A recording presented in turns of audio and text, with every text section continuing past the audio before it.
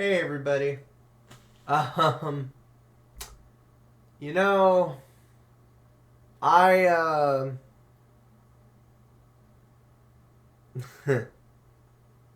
you know, these self-reflection videos, you know, they're not always the easiest to start.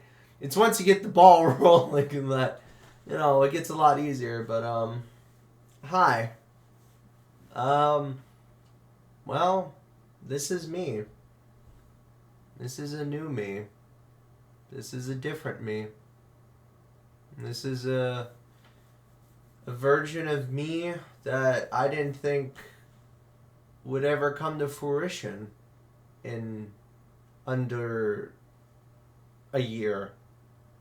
And boy, it's been a year. Um, so,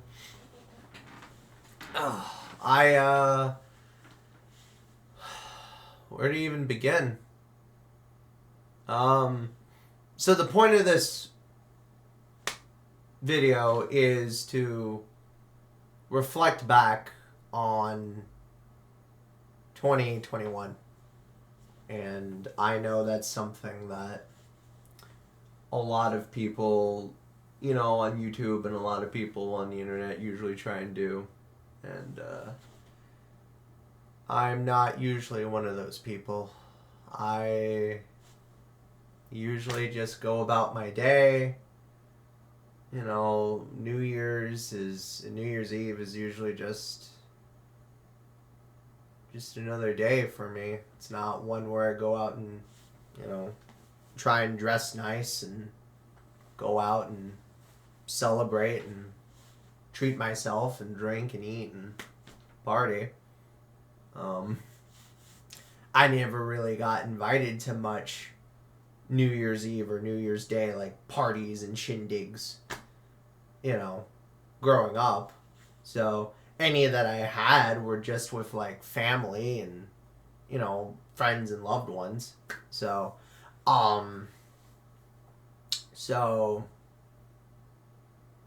this is just so odd for me. Especially because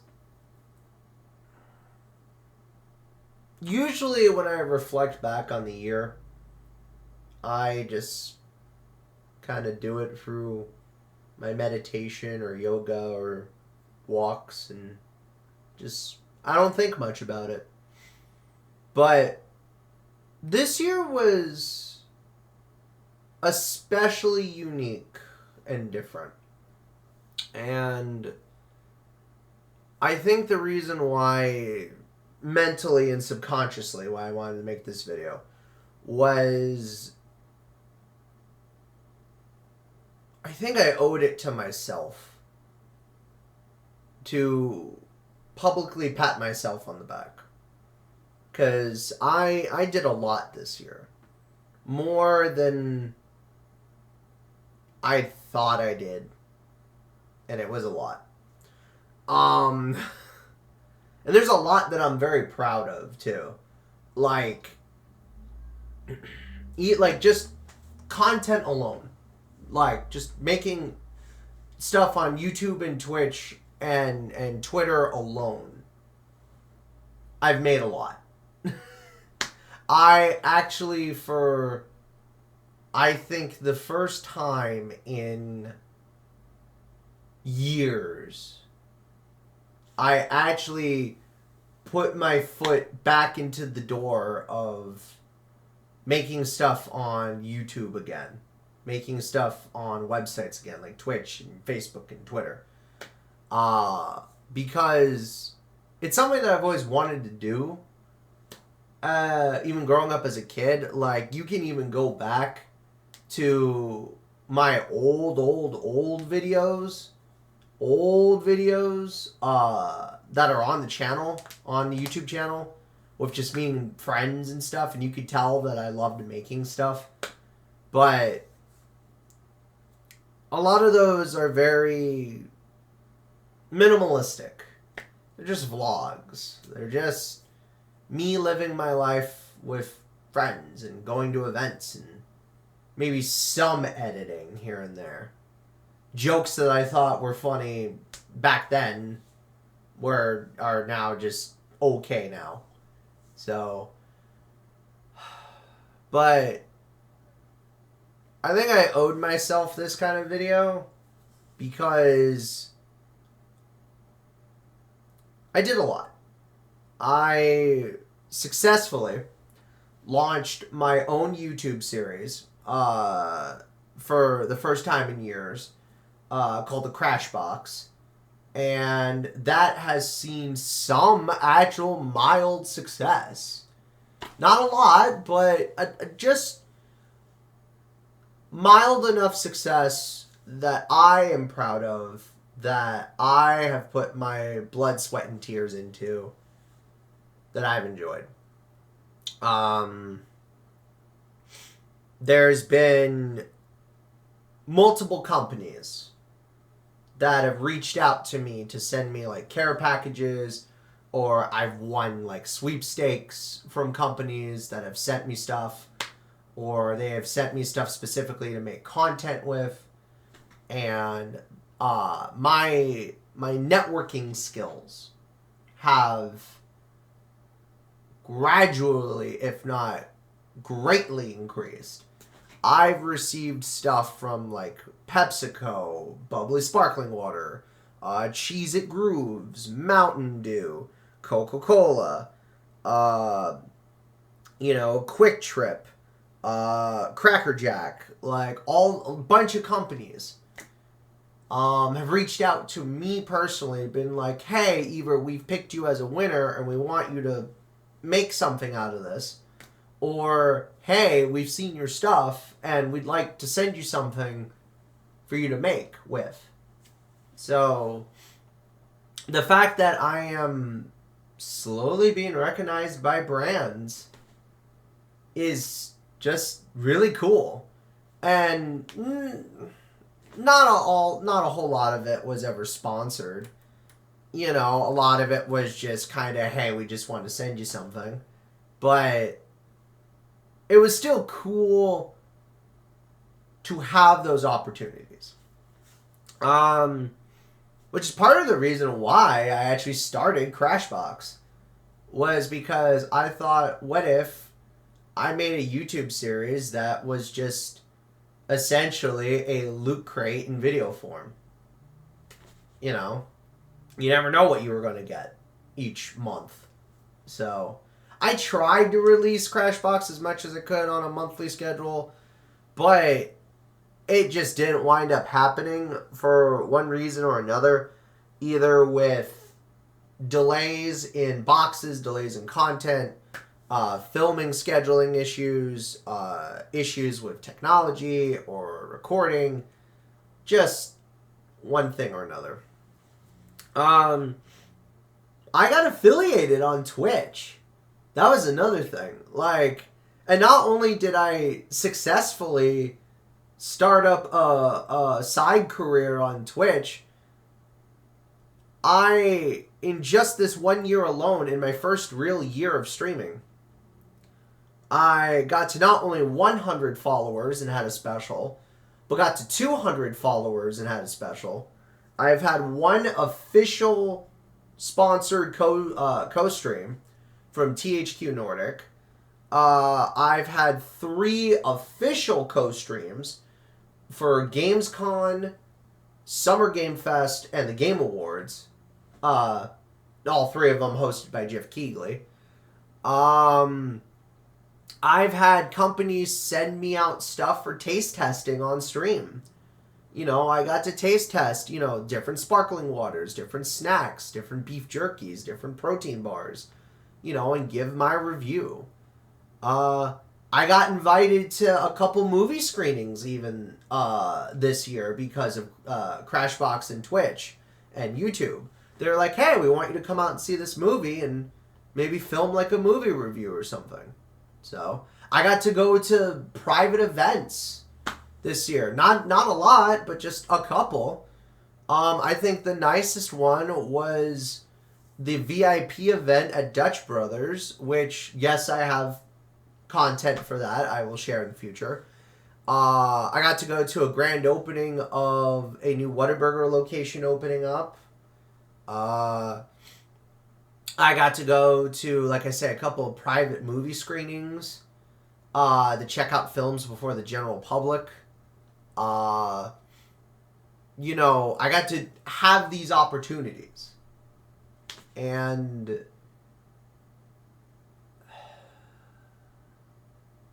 it's nice.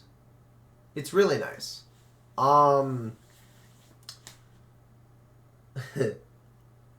I've had Kalita Fresh Mex make a custom burrito for me and give me free guava juice and check out my stuff. I've had just restaurants and movie theaters and companies just send love and wish me success.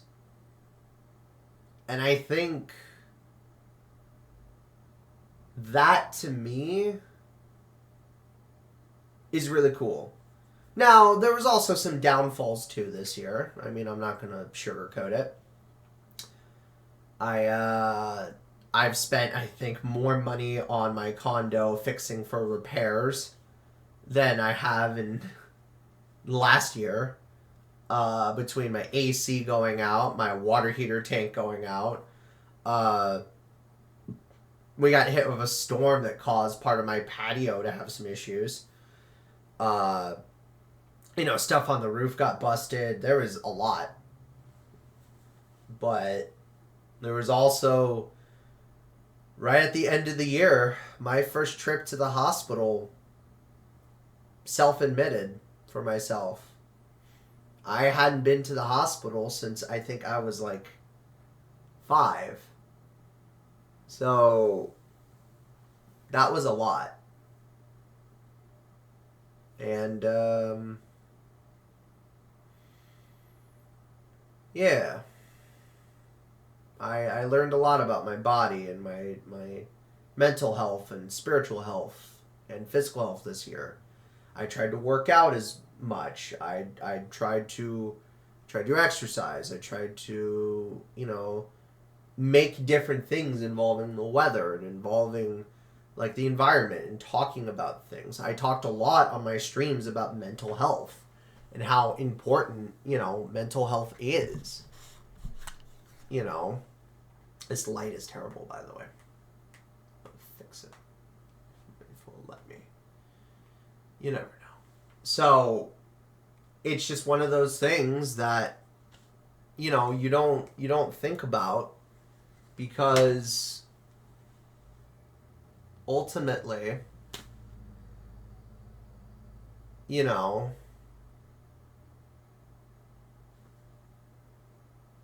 these are all just things that happen. You know, we talked about depression. We talked about anxiety. We talked about, you know, treating others fairly and decently. We talked about a lot. And I think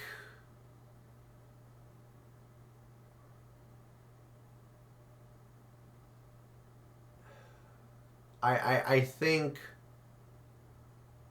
this year I was more proactive at figuring out who I am myself, as much as it was making things for others. I even came out as pansexual on streams, part of my 200th special.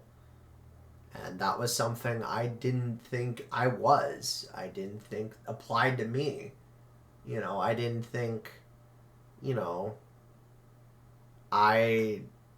something of an identity that I didn't think, I guess, at first made sense to me, started making more and more sense. So, and to my surprise, literally everyone, including you watching, came out in favorable, supportive, you know, in a very supportive manner for it. So, thank you. So, there's a lot that's happened this year. I got a lot of furniture. I built my, I got a pre-built desktop PC. I started streaming. I started making stuff, and a lot of you guys liked it. And I didn't think people would like it, but here we are. So, with that in mind, just all I can really say is that to the past me that's looking and reflecting on this and talking about this and recording this, you did a good job. You survived 2021. You dealt with economic stress. You dealt with pandemic stress. You dealt with emotional stress, mental stress. You lost your job at Best Buy. You've been working hard on trying to find a new job somewhere all year long. You've been making a lot of fun content for people, and people like it. Even with your flaws, even with some of your sloppy, terrible editing in some parts. But you're learning. You're growing. And I think that's something people like. People come to you to watch your stuff not because you're bad at what you do. They're not watching it because they see a specific passion in you. They don't watch your stuff because they feel obligated because they're your friends or family or whatever. I think bottom of my heart, legitimate, that in a legit sense, I can't say the word, but I think people watch your streams and your stuff on YouTube and Twitch and Facebook and everywhere else because they see a passion in you. They see how raw you are. They see how real you are. And I think the universe and the world appreciates that. In a world full of people that fabricate and make stuff because of analytics or numbers or views or whatever, you make stuff because you have fun making it. And, well, let's just say there's plenty more that you're going to be busy making in 2022. Trust me when I say, we're not even close to done yet, buddy. So, thank you to not just me, but to all the me's out there. All the people, working hard to exist, to fight, to live, to love, to laugh, to cry, to be emotional, to be angry, to have raw emotion. To all the people watching, thank you. To all of you who have subscribed or tuned in or followed on any of the socials or interacted with me and supported me, thank you. To all the companies who have sent me things or sent me gifts or care packages or things to make content with, thank you. So, and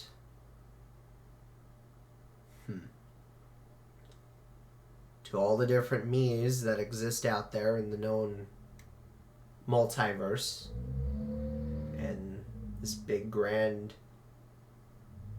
cosmic thing of space and dust that we all live in, Thank you. You've helped keep the world spinning for just a little bit longer. And I appreciate that.